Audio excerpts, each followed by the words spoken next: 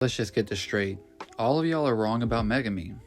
Y'all are choosing to view him based on what you think solves the problem the fastest and easiest way, instead of taking his character for what it is. Plus, if we listen to you, Nobara would be running around finger banging Sukuna to death. Sukuna would have a twin, and Gojo would be running around with a top half and a bottom half, shirt cocking it up. Lobotomy Kaizen victims for real.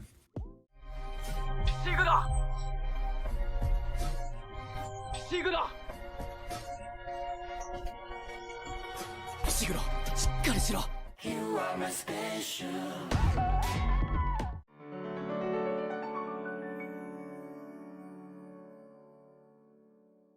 Megumi is the first person Yuji has a chance to actually save. It's also the one who is most important. I'm sure Yuji wouldn't phrase it like that, but Megumi was there from the start, and the connection they share feels more organic than any other connection Yuji has. And yes, that does mean Todo and Shoso, but they're great characters. I believe Megumi and Yuji both wrote a similar kind of vibe prior to the story's beginning, cold with a unattached demeanor, yet they still stood against people who bully the weak. However, their conflicting ideologies I believe comes from the world Megumi was brought up in, which is one, he was told he would die alone, whereas Yuji was given a reason to gather people around him. Think about it, Megumi is in a state much like Yuji was in Shibuya, just ready to accept death, not thinking about what it means for everyone else around. And Todo was able to reach Yuji because of how open and accepting our MC is. Yuji is also driven to lead a life that allows a proper death surrounded by others, so his value on a life, or even the outlook he has on his own life, most likely changed quite a bit with his grandfather's dying wish. And we all know Megumi isn't like that. He's closed off and lacks the willingness to accept people in so easily. Who could blame him though? His upbringing consists of two entirely different lifestyles, one being an abandoned child and the others being raised with the mindset he will die alone.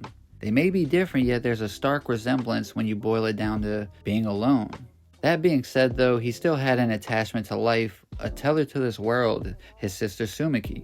The abyss knows no bounds for Megumi, however, because she was killed, and unfortunately it was done by his own hand. That also rings true for the only semblance of a guardian he had, who also met the same fate. And we can't forget that Sukuna also took a bath with his cheeks out, Urami was meat watching by the way, to sink him further down and closer to evil.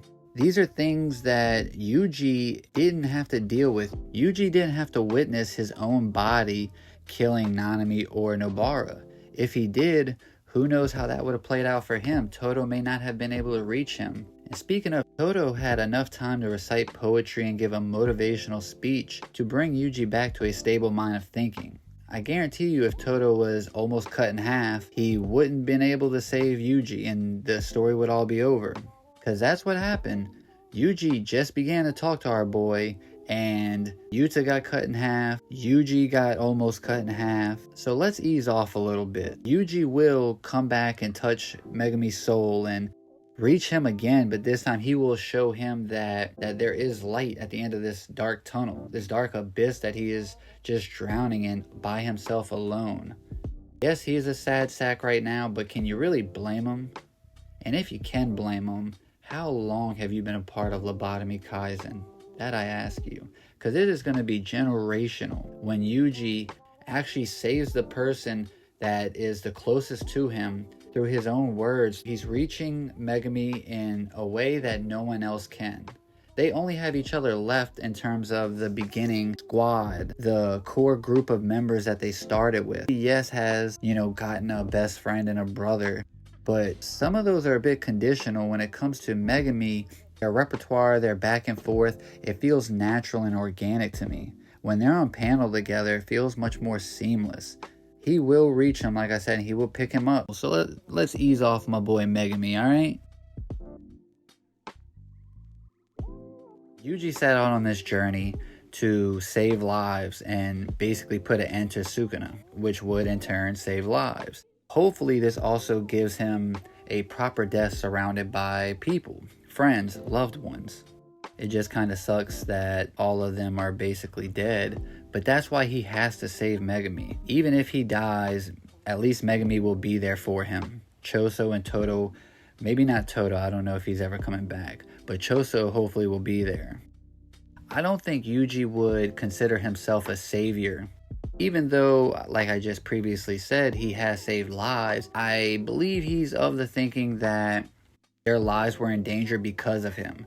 His thinking in that matter could be seen as understandable because look at Shibuya.